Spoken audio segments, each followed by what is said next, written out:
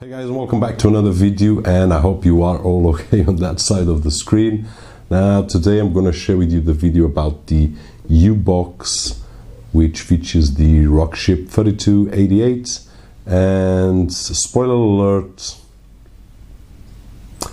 I'll see you in a few minutes for a conclusion. Anyway, hope you enjoy the video.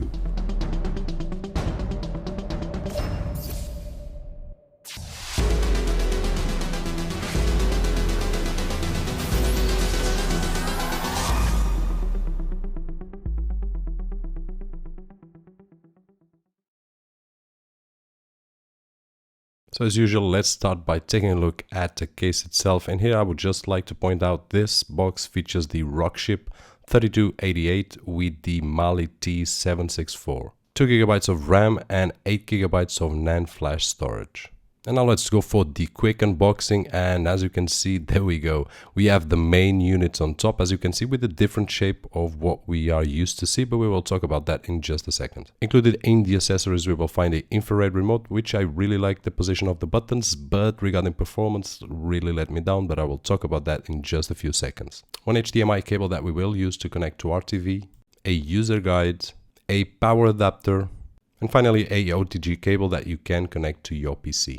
Regarding the remote, it's a basic infrared remote, which I like the position of the buttons. Regarding the material, it's a low quality material, to be honest with you, but the worst problem is the performance. Just a side note, as usual in all my videos, doesn't bring batteries. And of course, regarding the problems of performance, I will show you later on the video what I mean. But right now, let's take a closer look at the unit itself. And as I mentioned before, it is with a different design of what we are used to see. Now, in my particular opinion, I don't dislike it.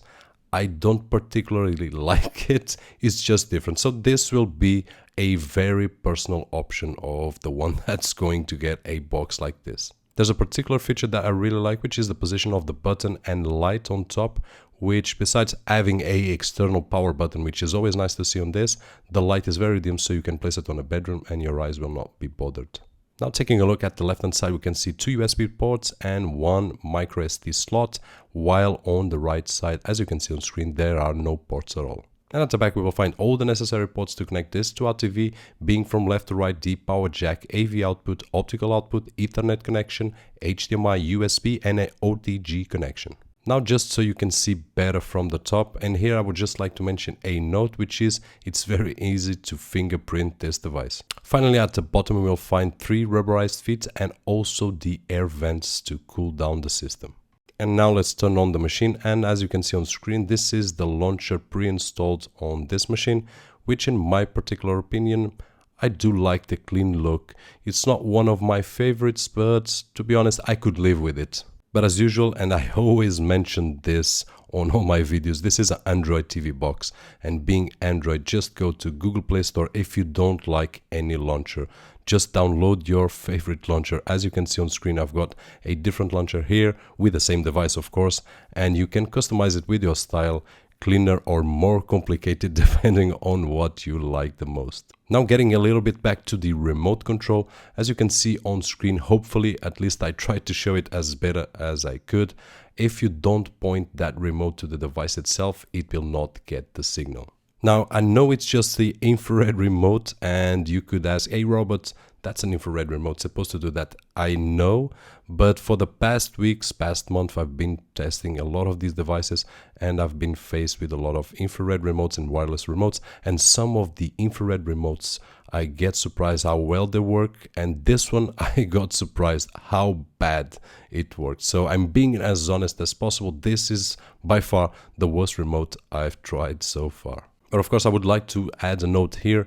If by the end of the review, this is the only thing that you see wrong with the device, then there's a simple solution. Just buy a wireless remote, insert it to the device, and your problem will be solved. And now it's time for some benchmarking as usual. And to start with, we are going with the speed test. I like to mention here always that there's about a 10-meter difference from my office to my living room where I test all the devices, and as you can see, the connection is not the best I've seen so far, but I cannot complain a lot. We are getting about 7 megabytes download and about 13 megabytes upload, so not that bad, but not that great either. And now changing to our Ethernet connection, as I mentioned on all other videos, this is a power line connection that I use from my office to my living room. And in here we get some nice speeds, 38 megabytes on download and 20 megabytes on upload, which will be able for this device to stream anything on this particular network. And while we are talking about connectivity to the internet, this was the first device that presented me with this error. From time to time it would disconnect from my Wi-Fi, so I had to disable it and then enable it again so that I could get the signal back. And now let's run for Geekbench 3, presenting a score of 851 on single core score and 2376 on multi-core score. So by these numbers, this is a really high-end CPU, but we will see that later on. Now taking a look at Antutu benchmark, and you know my opinion by this time if you are a subscriber about Antutu giving bad results, but in this particular case I can see the results similar to what we have on one of the devices with Amlogic 812, and that was about what I was expecting from the Rockchip 3288. Now going to 3D Mark score, it presents a really high score, which is 7500, and this would mean that it would play, or it will play, everything that we need on this, but we will check that later on as well.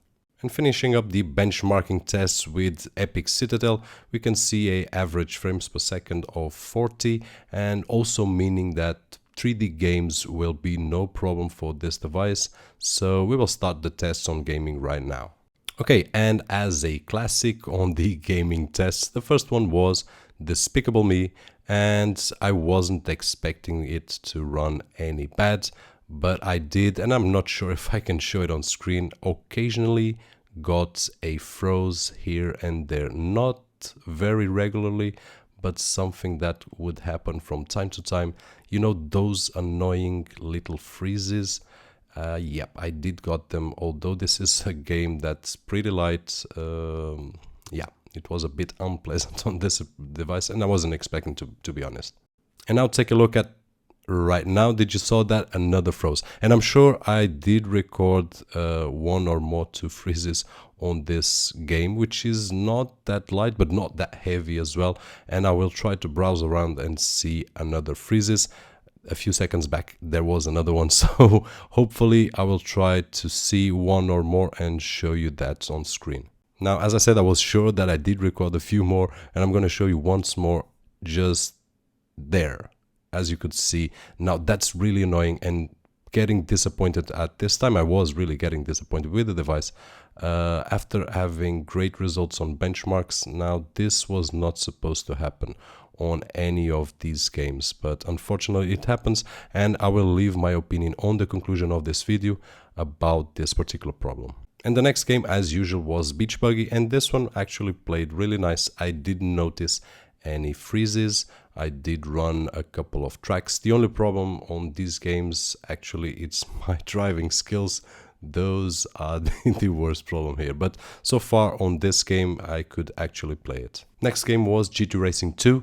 As usual, I test this on other devices as well, and in here I could play fine. I didn't notice once again any freezes on the game, so if there were, I didn't notice, and believe me, I pay very attention. I don't play a lot, but for the minutes that I try to test these devices, I'm very careful to see if there's any problem whatsoever on any gaming, and GT Racing 2 run flawlessly. And to finish up this gaming part of the review, I did run also Asphalt 8, and on here I also got a occasional freeze here and there, nothing very major, but obviously a bit annoying when you are expecting everything to play nicely. Now the frames per second were very nice. I didn't notice any problem at all. You know, when you have a low frame per second, you can definitely feel it, and in here I didn't feel that. I only felt that occasional freeze here and there. And now, as usual, let's go to my favorite part, which is streaming video and media playback in general, and for that, KODI, which is pre-installed on this machine, as you could see on screen. Now, regarding the playback of this, when you press a 180p, you will be fine, but in here I got another surprise, which was a little bit of shutter on 180p. Yeah, you got me right. 180p being streamed as usual on all my videos from the network connected through Ethernet on that power line connection. And I got that shuttering here and there that I didn't like. Now the fast forwards worked fine, no buffering, so the network is working great. It's just that shuttering that I'm not sure if you can see it on screen or not, but there are some parts of the video that really bothers me on the shuttering. Now the shuttering was not only on the video, was as well on the audio, which makes even more unpleasant to watch, having the sound effect, having that, you know, it's difficult to explain, but very annoying. And I'm trying to transmit it as better as I can, and it's difficult. Now, being a device that advertises to be able to play 4K, what we do, we test it. And for that, as usual on all devices, I'm using the sample from Lumix GH4 4K, and hopefully you're gonna see on screen the shuttering. Now here it's much more noticeable than on 180p, and hopefully you can get it on screen, that shuttering effect. The same happened with the audio, was unbearable. I had to put it totally down to be able to see the image, because when you get the audio at the same time of the image, it's just crazy.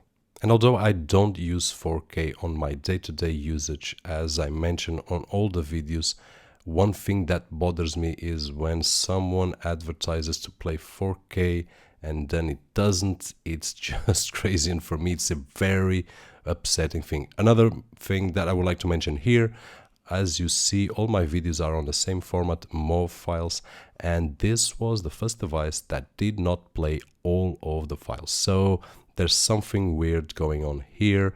All my other devices with the same KODI, with the same everything, did play everything right, but this one, as you saw that slideshow 2014, well, it was not the slideshow, it was the Child's Day, did not play. Okay, and to finish up this video review, I do my usual test of mirroring capabilities of these devices, and for that I use iPhone and iPad, which I'll cover in a few seconds, and I also use my wife's Imac to transmit iPhoto slideshows to the TV.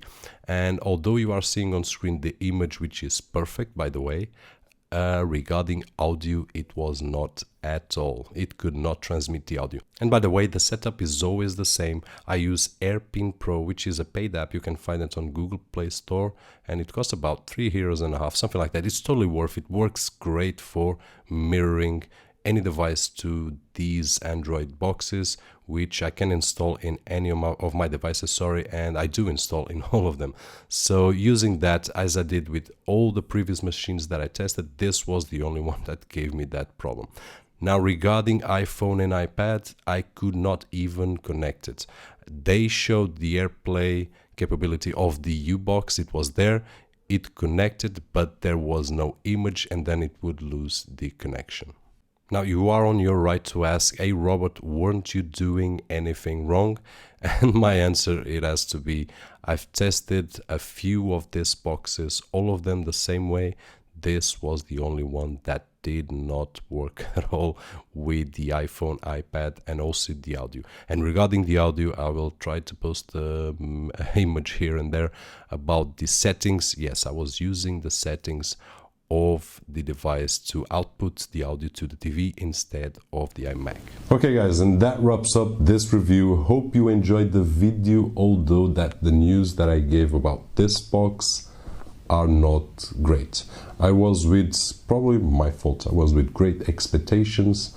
The specs seemed really nice and the box seemed different, and the price was not low, quite high actually.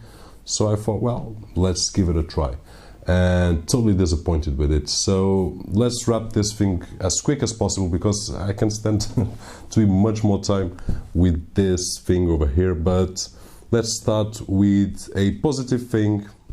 There are some positive things on the device that you saw on the video, but some things I didn't mention. One I didn't mention, which was it comes rooted from factory, so you can do whatever you want with it. You can install a few apps that otherwise you would have to root yourself, or you couldn't install the other way. So things that bother me most: streaming in 4K, which it states right over here and right over here 4K, not even close. And all the devices that stated 4K so far that I tried on the channel worked great. This one really lousy. And it was not the network. The network worked great on all the other devices, even though I did give it a shot, placed my sample on a USB, put it right there. The results were the same, so no point.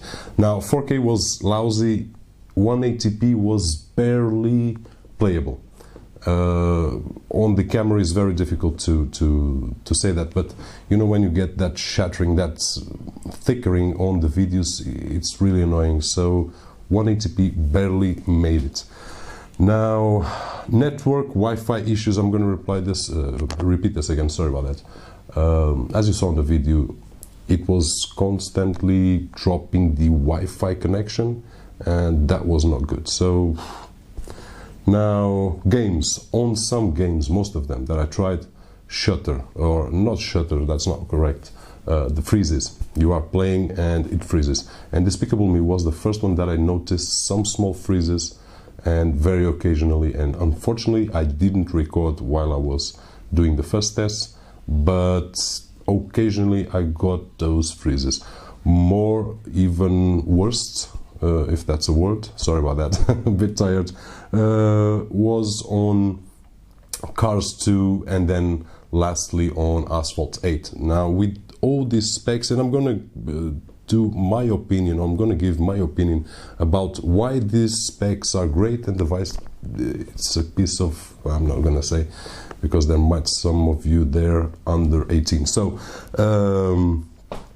now, moving along, mirror to this device was just a disaster. The iMac couldn't output sound to it. iPhone, iPad didn't work at all. It showed there the application AirPin Pro, but after that would connect and then disconnect after 1-2 seconds. So no.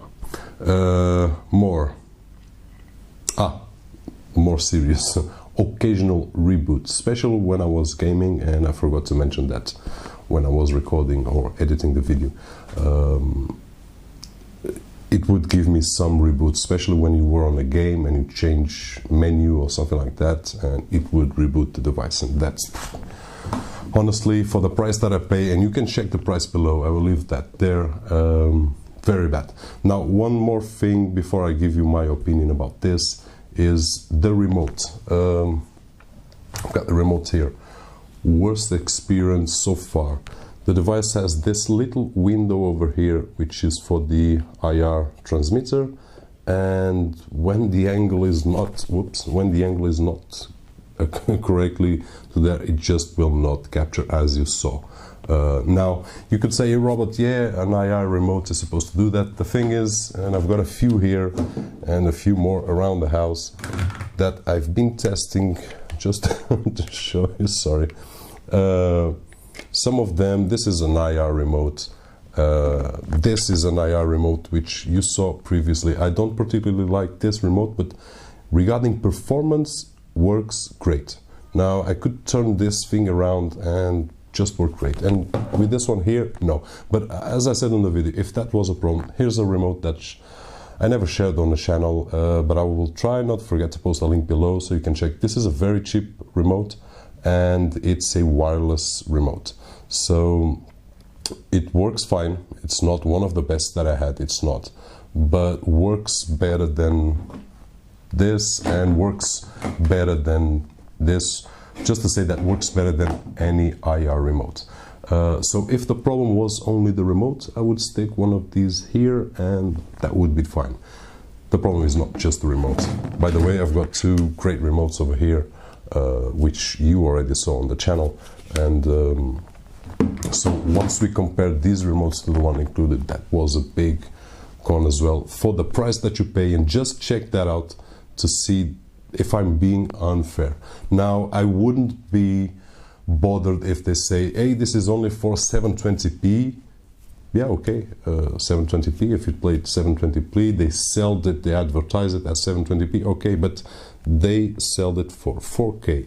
And even though I don't play 4K, I don't have any media in 4K except the sample, I bought it for 4K, so it should be capable of being 4K. Otherwise, don't advertise it as that. Now, let me give you my opinion. I can be totally wrong, but my opinion, and I'm not finished yet, so I want to be able to see some other boxes and to give you my honest opinion about them. But the thing is, the boxes that do not get support, like this one, and let's imagine that this was from a brand that could give support to their users, and by some reason the firmware was with a bug or two here and there, it could be fixed. At some point, 1 month, 2 months, 3 months, these things would be fixed. Now, this one is not supported by any brand. So you buy it and you get it like that, and that is it. So this is one of the things that I'm starting to see a major difference between boxes. And here I'm talking about Android boxes developed by companies that actually give support and companies like this one that don't have support at all. I tried to read the manual to see if I could write to someone to ask feedback, to ask support. Nothing. I don't know. So the only person that I could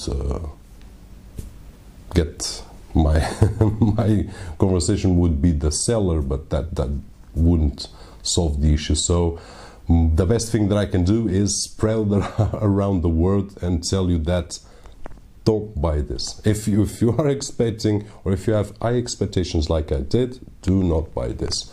If you are okay with all the things that you saw, then just the money is yours. Go ahead.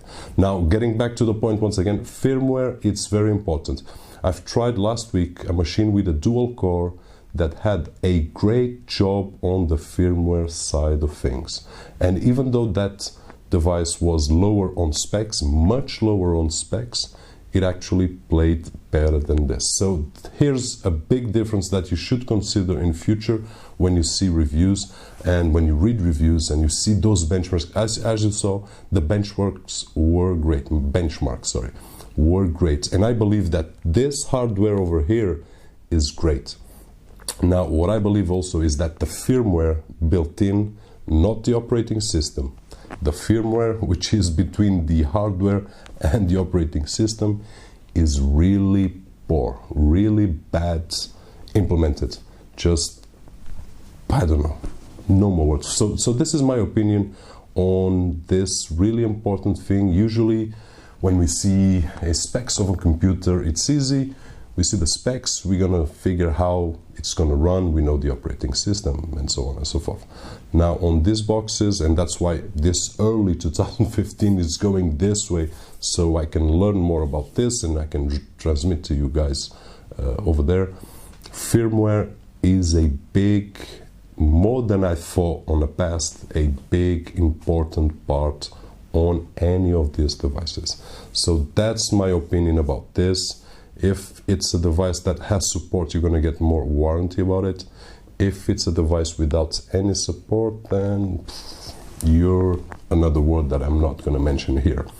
So guys, anyway, although I couldn't give you good news about this, which I expected to, I hope that the video was helpful, even if to tell you that do not spend money on this. And if that's so, if I can save some of you guys out there, which be on the doubt, should I get it, should I not, do I like the design, it's different, I have nothing against it, nothing against it, it's different. So I'm all for about different things.